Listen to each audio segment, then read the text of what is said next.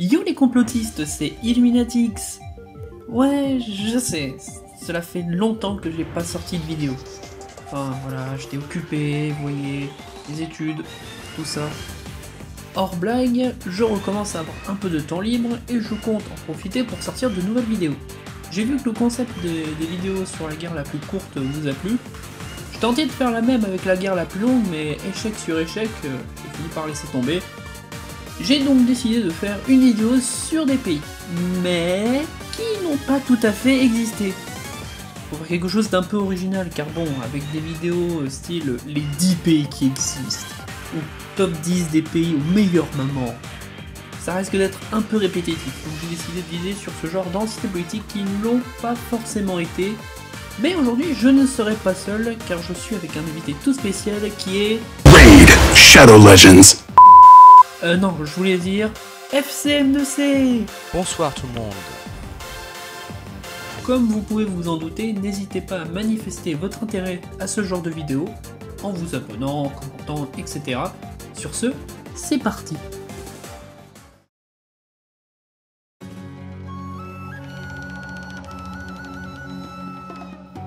Pour commencer, retour dans la fameuse époque américaine du Far West, avec ses méchants amérindiens et ses cow-boys à la Clint Eastwood. Ah oui, c'est vrai, ça n'a jamais vraiment été comme ça. Nous sommes en 1848, tout juste après la guerre américano-mexicaine, qui redéfinit radicalement l'Amérique du Nord. En effet, les États-Unis, qui à cette époque étaient en possession de 29 États, et ressemblaient à peu près à ça. Avec la victoire contre le Mexique, le pays va intégrer le futur territoire de l'Utah, du Nevada, de la Californie, etc. C'est à ce moment-là qu'un certain Brigham Young, président de l'Église de Jésus-Christ, des Saints et des Derniers Jours, ouais c'est long, en gros c'est un mormon, après l'exode d'une partie de ses fidèles pour fuir les différentes exterminations, s'installe à côté d'un lac où il y fonde la future Salt Lake City, qui est aujourd'hui la capitale de l'Utah. Brigham Young se dit que ce serait une bonne idée de créer un état où sa religion serait reconnue officiellement, et décide d'envoyer John Milton Bernichel, auquel je viens sûrement d'écorcher le prénom, un politicien influent, pour permettre de reconnaître un territoire appartenant aux Mormons. Il finit par proclamer l'état du Déseret. Problème, en 1849, les démarches administratives n'avancent pas, le gouvernement américain étant très occupé par la prise récente des territoires mexicains et de la controverse autour des questions sur l'extension de l'esclavage. Brigham, un peu précieux, finalise son état en écrivant rapidement une constitution basée sur celle de l'Iowa. Les péripéties des Mormons rajoutent encore des problèmes à Washington, qui, après des débats d'idées étranges comme la recréation de l'Alta California, la région sous l'Empire mexicain, décide d'un compromis pour éviter un bas de sang. Les tensions étant en effet très vives avec les Mormons, principalement par leur pratique de la polygamie vue comme hérétique par le reste de la population américaine. Le compromis fut de créer un territoire de l'Utah, où, lors de sa territorialisation, Brigham Young en serait le premier représentant. L'état du Déseret disparut de facto et sur les cartes, mais continue à exister comme une sous-couche du territoire de l'Utah. Les Mormons ont continué à s'attacher à cette idée et l'Utah ne s'imposera pas vraiment. Ces nombreux conflits d'intérêts vont mener à la guerre de l'Utah ou l'expédition de l'Utah en 1857, où les forces américaines déclarent la guerre aux colons mormons qui, avec le temps, sont devenus trop dissidents pour l'autorité centrale. Son conflit durera un peu plus d'1 an et se finira étonnamment par un statu quo, mais qui mènera à la dissolution véritable et définitive de l'état du Déseret. Les Mormons garderont l'autorité sur Salt Lake City encore quelques années, mais avant qu'elle soit intégrée en 1896 après l'abolition de la polygamie engendrant la création de l'état de l'Utah, le Déseret restera tenace dans l'imaginaire de son créateur et de ses membres qui certains continueront à se réunir jusqu'en 1872. En faisant les recherches sur ce sujet, j'ai pas arrêté de me dire qu'il y a une grosse ressemblance avec le drapeau des États-Unis de l'univers de Fallout. Alors, inspiration ou idée similaire, allez savoir.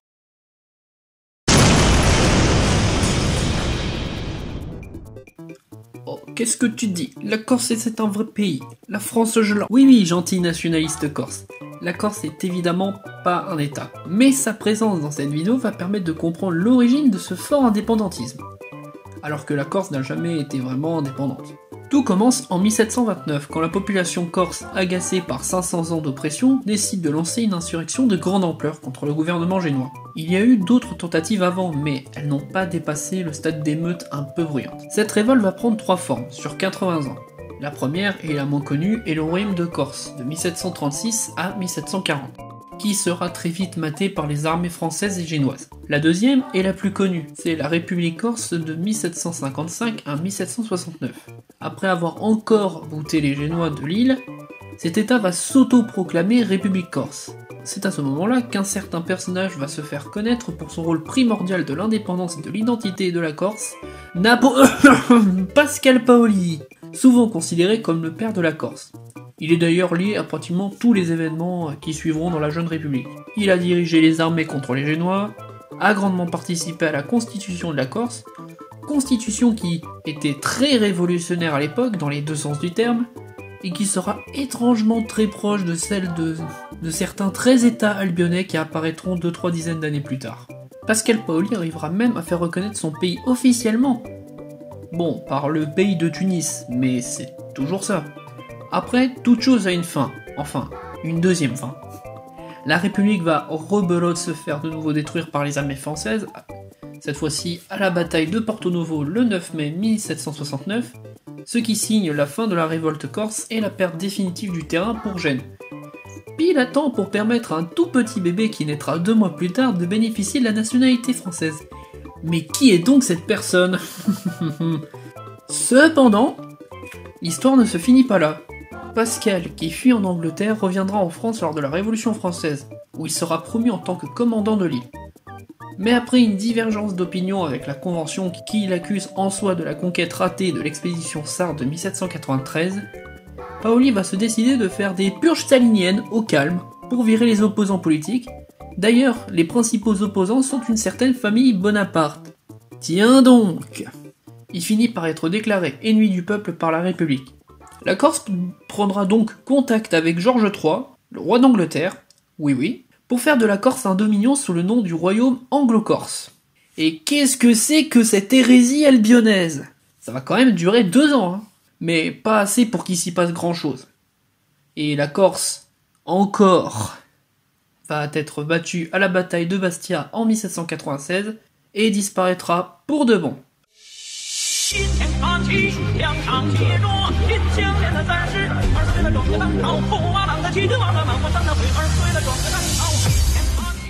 Maintenant, on va parler Chine et des seigneurs de guerre. Oh, c'est pas vrai. Mais les gens vont rien comprendre. Ta gueule. Plus principalement, la période des seigneurs de guerre post-république chinoise, car on en a eu avant. Cependant, pour bien comprendre la situation, un résumé rapide de l'histoire de Chine.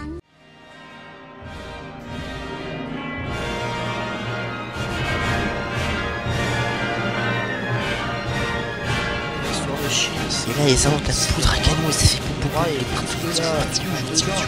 alors et là, les types en jaune, c'est pas de la bateau qui explose, ça fait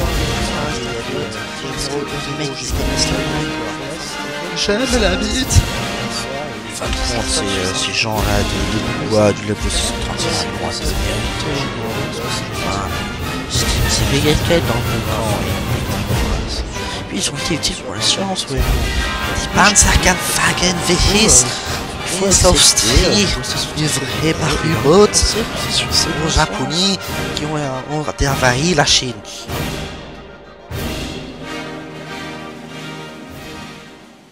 Voilà, maintenant que c'est fait, après la révolution de 1911, la République de Chine est proclamée en 1912.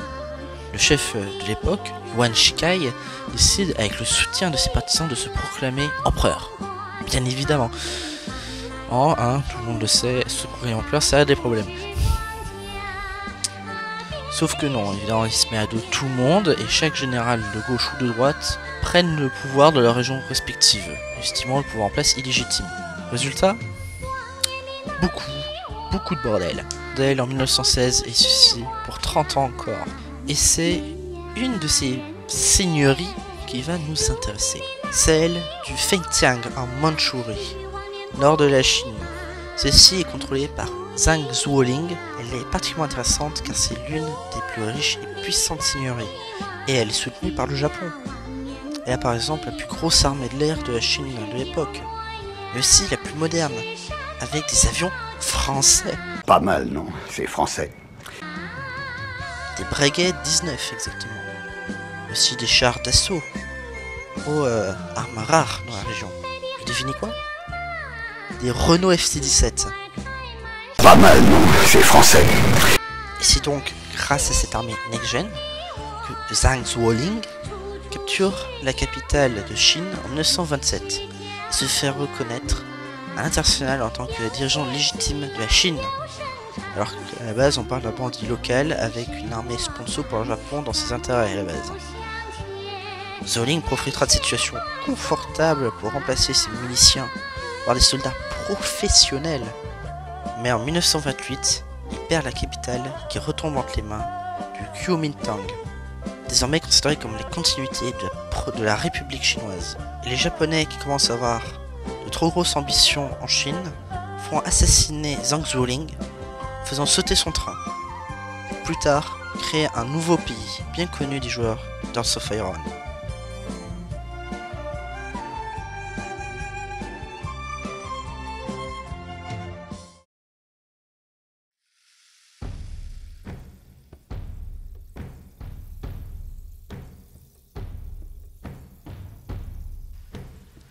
Un pays des plus étranges, et français, et ouais, des Français.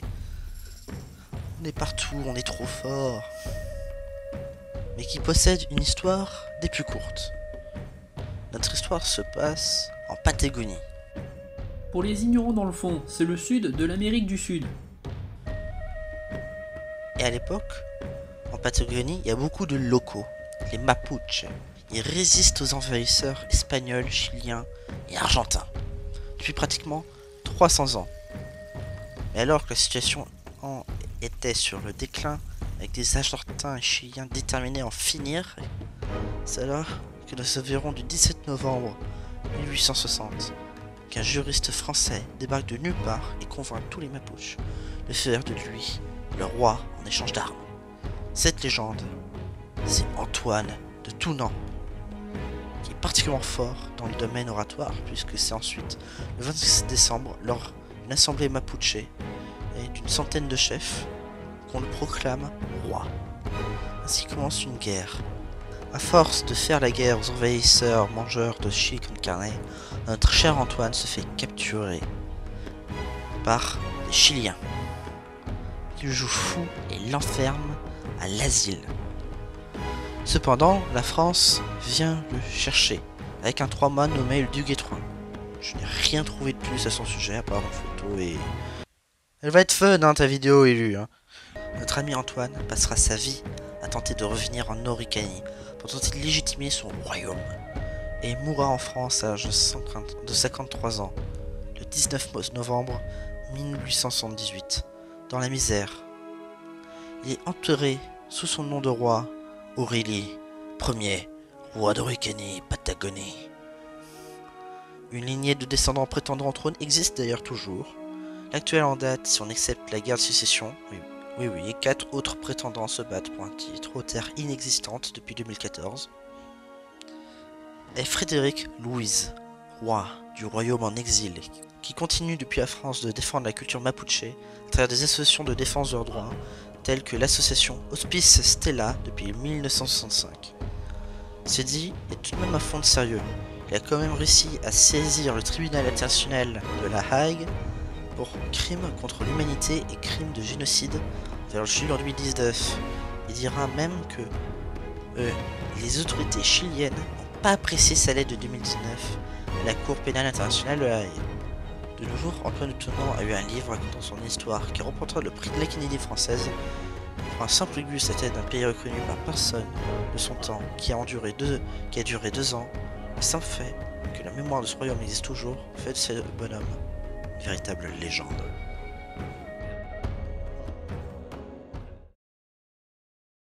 Le prochain pays, c'est l'Empire d'Algérie de 1958 à aujourd'hui. Et... attends, quoi ?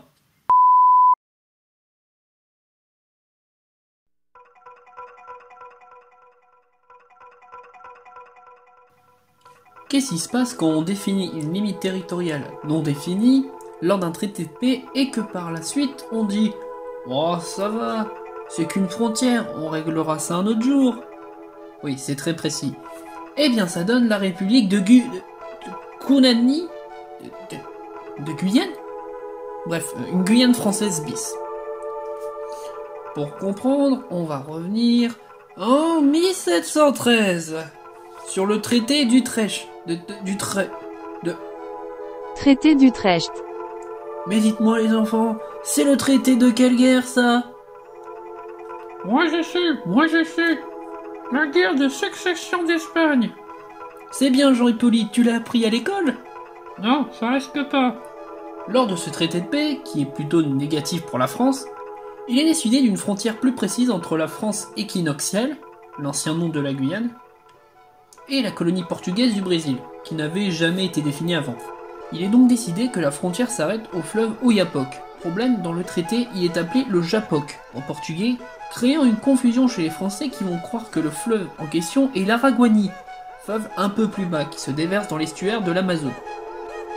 C'est là que le contesté franco-brésilien va naître, en même temps que ce genre d'image. La France tentera d'appuyer sa souveraineté dessus en 1802, mais le roi du Portugal fuira au Brésil et refusera ce traité. Et même au traité de Vienne de 1815, les Portugais imposent leur autorité en détruisant la légitimité française. Problème résolu? Sauf que non! Comme on est des gros rats, faut pas se le cacher, lors de l'indépendance du Brésil, on va lui redemander le territoire, malgré que le traité de 1802 l'ait rendu caduc à ce moment-là, pour rappel. Sachant pas quoi faire, le territoire est neutralisé et une médiation se met en attente. D'ailleurs, à l'époque, on a tellement délaissé ce problème qu'en Guyane française s'écrit une paranoïa collective qui s'apparente à une légende urbaine que le territoire contesté nous a toujours appartenu, mais que le Brésil cherche à s'en accaparer dans le but d'annexer en douceur l'intégralité de la Guyane.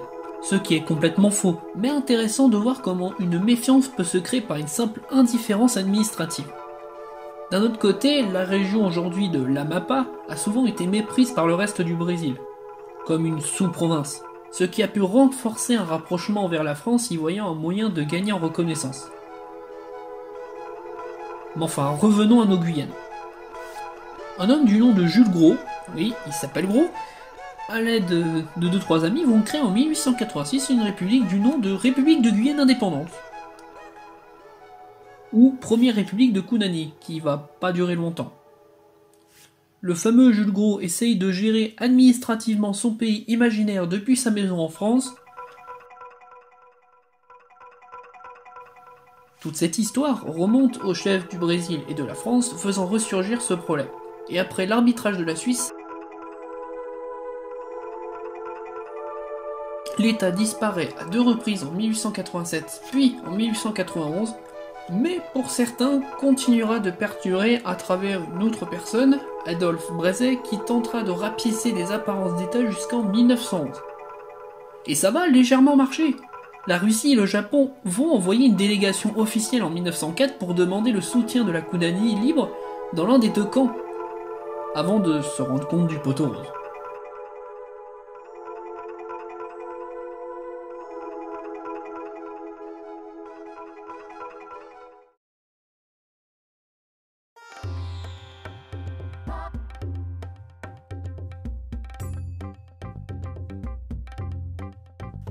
L'indépendance, c'est pas facile à obtenir. Mais en plus, quand l'indépendance mène à une nouvelle idée d'union, puis ensuite l'indépendance, là c'est un peu bizarre. Eh bien c'est ce qui est arrivé à quelques États d'Afrique occidentale, en 1956. En pleine décolonisation, la France qui a tenté le fédéralisme avec l'Union française lors de la 4ème République. Mais pourquoi vous avez échoué, menti? Pourquoi on ne peut pas vivre dans un monde francophone, uni? Non. Je disais, la France perd petit à petit ses colonies qui obtiennent leur indépendance au nom des droits des peuples à disposer d'eux-mêmes. Dans ce contexte, dans l'ancienne AOF, ou Afrique occidentale française, les différentes nationalités débattent sur un projet d'union à plus petite échelle. Ce projet fut porté par beaucoup de personnes que je vais montrer à travers des images de Wikipédia car j'ai pas envie d'écorcher un prénom. Elle sera validée comme autorité légitime par De Gaulle en 1959. Tout se passe plus ou moins bien jusqu'à la date d'indépendance de la France en 1960. Problème, c'est que ces pays nouvellement indépendants, unis dans cette nouvelle fédération, ne se font absolument pas confiance.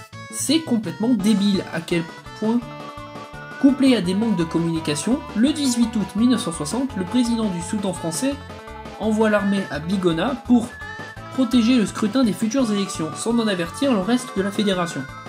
Le lendemain, chacun s'accuse mutuellement de tenter un coup de force sur le pays de l'autre. Ça amène à l'arrestation du général envoyé, et le chaos politique amène à la signature de l'indépendance du Sénégal. Les autres pays l'ayant fait avant et après, les dates ne sont pas très claires entre l'indépendance de la France et ou la fédération du Mali. La République soudanaise deviendra le fameux Mali qu'on connaît aujourd'hui. Il n'y avait pas grand chose à raconter sur celui-là de pays.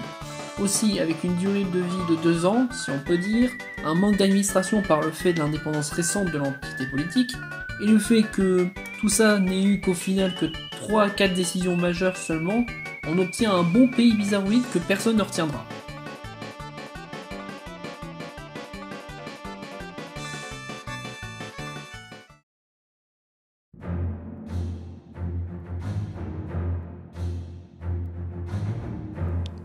Qui connaît ici la République d'Extrême-Orient? Pas grand monde, n'est-ce pas? C'est vrai qu'un état sibérien révolutionnaire, entre guillemets bolchevique, de 2 ans, ça paye pas de mine. Mais ce petit pays, on a vu des vertes et des pas mûres. Contexte, en 1920, la guerre civile russe fait rage, et en Sibérie, le territoire est occupé par des Japonais, qui pillent et réquisitionnent les terres fertiles aux paysans pour leurs colons sur place. C'est alors que va se soulever la population locale. En vrai, ils le font depuis le début, mais pour ce coup-ci, ça a marché. Et fonde dans une déclaration d'indépendance, plagiat États-Unis, par le soviet local, un état démocratique et libre d'Extrême-Orient à Chita. Va s'en suivre une lutte acharnée pour unifier la région. La nouvelle république va affronter à lui tout seul, en 1921, les Japonais, les Mongols dirigés par le baron Fu, et les forces blanches de Simonov, qui essayent de prendre Chita, la capitale. Mais grâce à l'aide soviétique contre les Mongols, ils arrivent à s'en sortir. Débutent alors des négociations de paix que le Japon quitte brutalement, probablement pas leur avantage. C'est en 1922 que les Japonais, d'échec en échec et dos au mur, le Japon ne voit plus l'intérêt d'une expédition face à des revers catastrophiques et sous pression soviétique revient à la table des négociations. Mais c'est la jeune URSS qui va négocier pour la République d'Extrême-Orient. Le gouvernement de la République, enfin en paix, fait le choix de fusionner avec la République soviétique fédérative de Russie de son plein gré et disparaît au passage dans les limbes de l'histoire.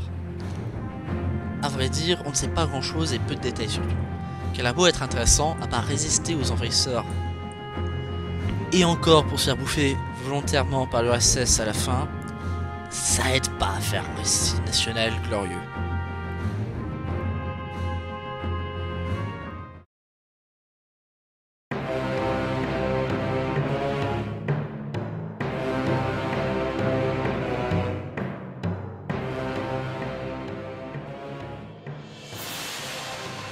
Vous aimez les histoires vite qui durent, hein? Non? Eh bien ça tombe bien, le dernier pays remplit cette case très spécifique. L'Ukraine libertaire.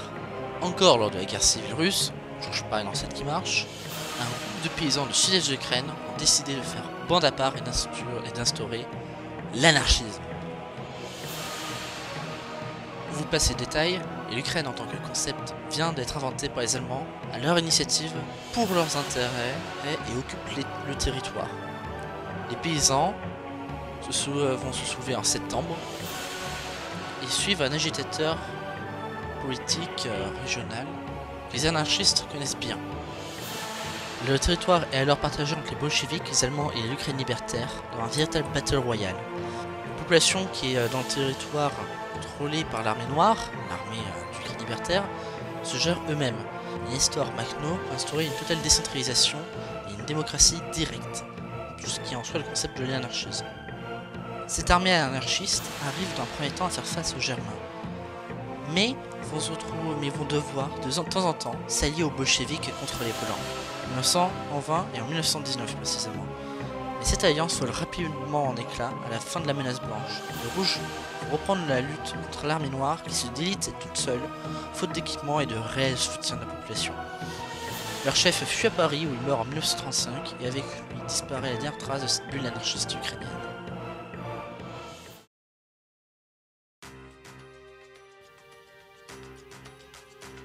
Vous savez quoi? Ces pays-là que moi et mon pote on vous a cités, il y en a beaucoup, voire énormément. Si cette vidéo vous a plu, faites-le moi savoir en vous abonnant. Celle-ci, comparée aux autres, m'a demandé beaucoup plus de travail qu'une vidéo normale, avec les recherches, la vérification des informations, tout ça. D'ailleurs, j'ai pu faire des erreurs, n'hésitez pas à me corriger si c'est le cas. J'espère vraiment que ça vous aura plu. Si cette vidéo cartonne, je vous en réserverai peut-être une autre pour juillet. Ouais, rebonjour, c'est Illuminatix du montage. Ouais, c'est juste pour dire que de base cette vidéo avait été écrite avec mon pote en juin. Voilà, donc ça a pris beaucoup de temps à être tourné et autres. Donc vous posez pas trop de questions. Bon, c'est la fin de la vidéo, allez, moi je vous laisse, salut. Ah, et aussi, dites-moi ce que vous pensez de mon pote. En tout cas, j'aime bien travailler avec lui. Donc commentez pour dire que FCN2C est le meilleur char français, ça lui fera plaisir. D'ailleurs, FCN, un petit mot pour la fin? Si vous voulez marquer l'histoire, utilisez des aborigènes désabusés pour vous proclamer roi.